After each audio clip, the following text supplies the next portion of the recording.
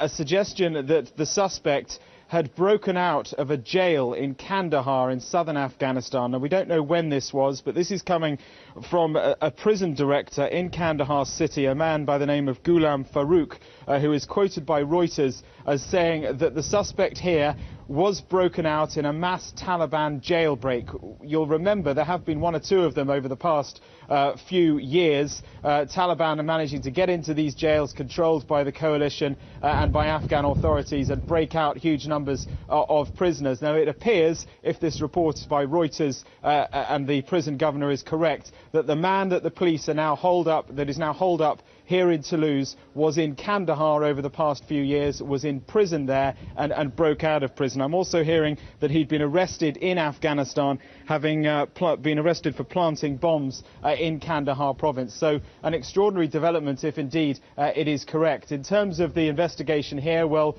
we're 9 hours now into this siege. It began at about 3 o'clock this morning. To give you a little sense of the geography, I'm standing inside an outer police cordon. You'll see behind me here there is another cordon here. To my left, there is a small side street. I'd like to be able to move the camera around, but I can't because of where we're positioned here. A small side street. Now, down that side street, possibly 150 metres, is an area, what we're told is social housing, and that is the area where the gunman is currently holed up. Negotiations this morning were looking pretty good. The Interior Minister was saying that he believed that perhaps the gunman would give himself up this afternoon, although we're hearing now that's perhaps not the case. The negotiations have somewhat broken down, but I suppose, and I'm speculating here, if the police have managed to remove everyone else from that building, they could, in theory, storm the building to remove him.